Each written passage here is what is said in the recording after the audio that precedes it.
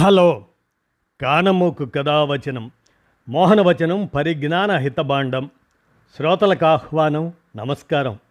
చదవదగునెవరు రాసిన తదుపరి చదివిన వెంటనే మరువక పలువురికి వినిపింపబూనిన అదియే పరిజ్ఞాన హితబాండమవు మహిళ మోహనవచనమై విరాజిల్లు. పరిజ్ఞాన హితబాండం లక్ష్యం ప్రతివారీ సమాచార హక్కు ఆస్ఫూర్తితోనే ఇప్పుడు ప్రొఫెసర్ కంచె ఐలయ్య షెపర్డ్ విరచిత అంశంగా హరప్పా భారత వ్యవసాయ తత్వశాస్త్ర నాగరికత అనే అంశాన్ని ఇప్పుడు మీ కానమోకు కథావచన శ్రోతలకు మీ కానమోకు స్వరంలో వినిపిస్తాను, వినండి. హరప్పా భారత వ్యవసాయ తత్వశాస్త్ర నాగరికత. ఇక వినండి. ప్రాచీన భారతంలో వ్యవసాయ తత్వం. హరప్పా నాగరికత ఇతర పురాతన నగర నాగరికతల కంటే ఎంతో పరిణతిని చూపింది. పూర్తిగా అభివృద్ధి చెందిన వ్యవసాయ తత్వశాస్త్రం లేకుండా అధునాతన శాస్త్రీయ సాధనాలను తయారు చేయటం సాధ్యం కాదు. క్రీస్తుపూర్వం 2600లో నిర్మితమైన చైనా తొలి నగరం చాంగ్జౌలో కాల్చిన ఇటుకలు, అధునాతన చెక్క పనితనం ఆనవాళ్లు దొరకలేదు. అంటే భారతీయ వ్యవసాయవాద సంస్కృతి చైనా కంటే చాలా అభివృద్ధి చెందింది.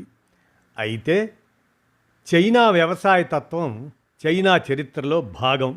అదే భారతదేశంలో అలా జరగలేదు. ఒక తత్వశాస్త్రంగా వ్యవసాయవాదాన్ని అధ్యయనం చేయడానికి, రాయడానికి అనర్హమైందిగా భావించారు.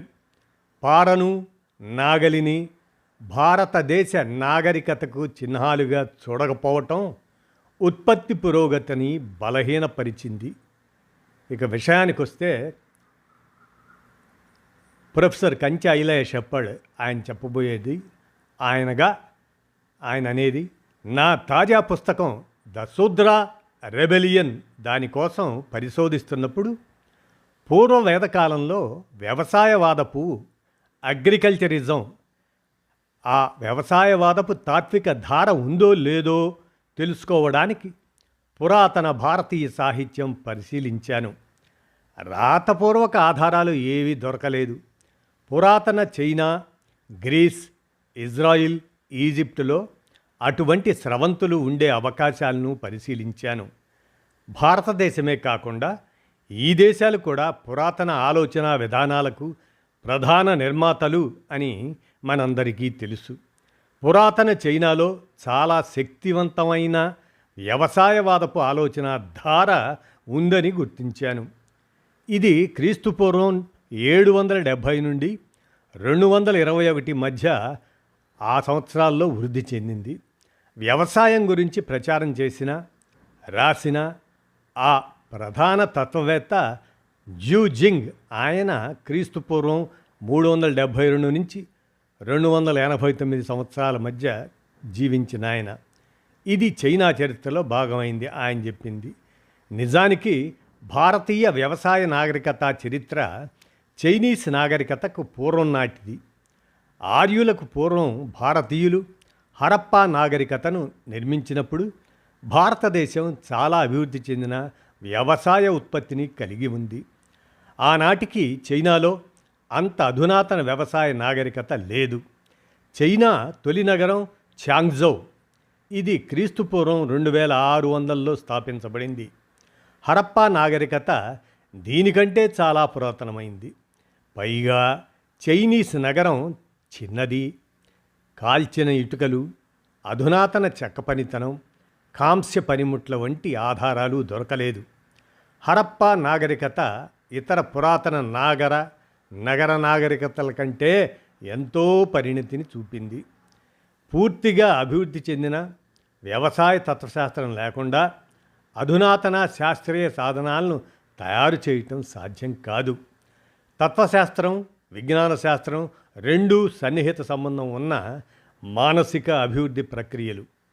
వేదాలకు పూర్వము భారతదేశం ఆ మిశ్రమ ఆలోచన విధానాన్ని కలిగి ఉంది.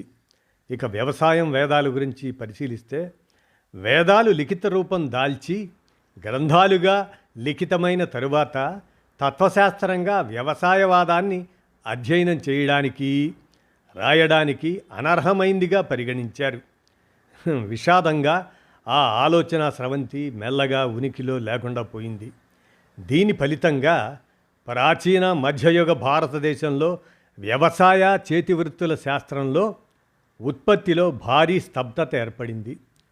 తోలు సాంకేతికతను అంటరానిదిగా పరిగణించటం, దాని ఉత్పత్తిదారులతో పాటు పారను నాగలిని భారతదేశ నాగరికతకు చిహ్నాలుగా ఎన్నడూ చూడకపోవటం ఉత్పత్తి పురోగతిని బలహీనపరిచింది. అప్పుడు ముస్లిం పాలకులు భిన్నమైన తత్వశాస్త్రంతో వచ్చారు. కానీ తమ పరంపర ప్రకారం కులంలో దైవత్వం ఉందని, శూద్ర దళిత ఆదివాసీలకు విద్యను అందించటం దేవుని మార్గదర్శకత్వంలో లేదనే పండితులు త్వరగా ముస్లింల చుట్టూ మూగిపోయారు. మరో మాటలో చెప్పాలంటే భారతీయ వ్యవసాయవాద సంస్కృతి చైనా కంటే చాలా అభివృద్ధి చెందింది. మన జాతీయవాదపు పునాది తత్వశాస్త్రం, వ్యవసాయ సంస్కృతే తప్ప వేద సంస్కృతి కాదు. కుల సంస్కృతి వ్యవసాయవాదం గురించి రాయడానికి, దానిని సంరక్షించడానికి అనుమతించలేదు. ఎందుకంటే ఆర్యన్ పూర్వ హరప్పన్లు అభివృద్ధి చెందిన లిపిని కలిగి లేరు. వైదిక అనంతర కాలంలోనేమో వ్యవసాయదారులను 4వ వర్ణంగా లేదా శూద్రబానిసలుగా ప్రకటించారు. ఇందులో ప్రస్తుత రెడ్లు, కమ్మలు, కాపులు, మరాఠాలు, పటేళ్లు, జాట్లు, మొదలియార్ల నుండి చాకలి వంటి శూద్ర కులాలన్నీ ఉన్నాయి. క్షురకులు అదే మంగలి వారు కూడా వీరిలో ఒక భాగం. అందువల్ల బ్రిటిష్ పాలకులు వారందరికీ పాఠశాలలు తెరిచే వరకు శూద్ర కులాలకు చదవడానికి రాయడానికి అనుమతి లేదు. అక్బర్ వంటి ముస్లిం రాజులు కూడా శూద్రులను పర్షియన్ విద్యకు దూరంగా ఉంచాలని చెప్పిన బ్రాహ్మణ పండితుల సలహాను అనుసరించారు. ఇప్పుడు కూడా ఆ చారిత్రక నిరక్షరాస్యత శూద్ర దళిత ఆదివాసీ ప్రజానీకంపై తన ప్రభావం చూపుతున్నది.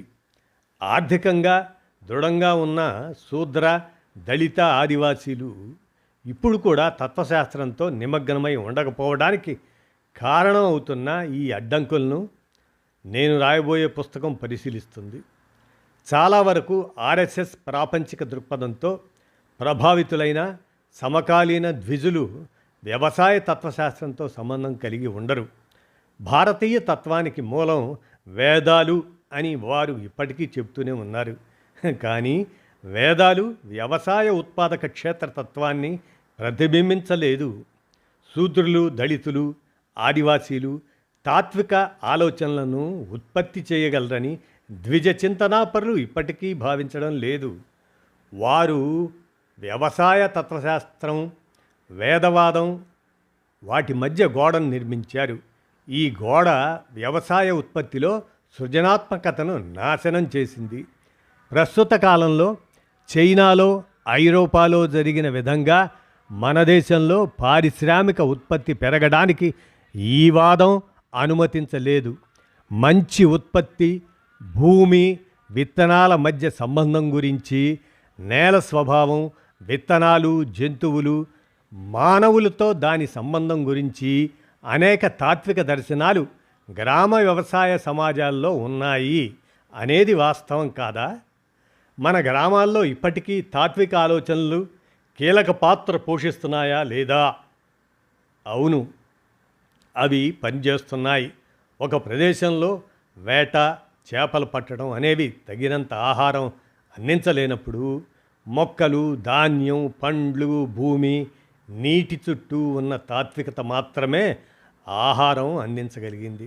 మరి ప్రత్యామ్నాయ పద్ధతి అనే దాని గురించి చూస్తే వ్యవసాయానికి సంబంధించిన భారతీయ తత్వాన్ని పునర్నిర్మించడానికి హరప్ప వ్యవసాయం నుండి దాని మూలాలను గుర్తించడానికి ప్రస్తుత గ్రామస్థాయి వ్యవసాయ ప్రజానీకాన్ని జాగ్రత్తగా అధ్యయనం చేయడం మిగిలి ఉన్న ఏకైక ప్రత్యామ్నాయం. పైన నేను పేర్కొన్న పుస్తకంలో శూద్ర వ్యవసాయవాదం, భారతీయ నాగరికత అనే అధ్యాయం ఉంది. ఇది నిజానికి చైనీస్తో పోల్చి చూస్తే మన వ్యవసాయ తత్వశాస్త్రపు ప్రాథమిక అధ్యయనం. భారతదేశంలోని వ్యవసాయ కార్యకలాపాలు భౌతికవాదంతో ముడిపడి ఉన్న తాత్విక ఆలోచనలను ఎలా కలిగి ఉంటాయో ఇది నిర్వచిస్తుంది.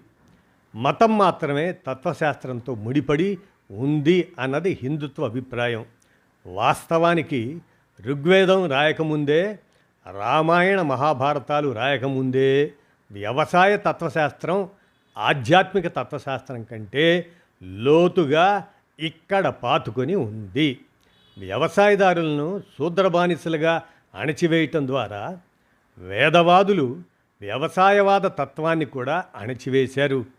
పైగా వ్యవసాయ వ్యతిరేక తాత్విక ఆలోచన ధోరణి కొనసాగింది. అయితే భారతీయ వ్యవసాయ విధానంపై చాలా కొత్త అధ్యయనాలు జరగాల్సి ఉంది. వ్యవసాయం మానవ మనుగడకు జీవనాధారం కాబట్టి దీనికి వైదికం, వేదాంతం, ద్వైతం, అద్వైతం కంటే ఉన్నతమైన హోదా ఇవ్వాలి. మనం ఒక సృజనాత్మక దేశంగా మనుగడ సాగించడానికి వ్యవసాయవాదం వంటి గొప్ప తాత్విక ధోరణులను తిరిగి ప్రోత్సహించాలి. వ్యవస్థీకృత మతాలు ఒకప్పుడు ఇప్పుడు మనం చూస్తున్నట్లుగా లేవు. అనేక శతాబ్దాల తర్వాత అవి ఉండకపోవచ్చు.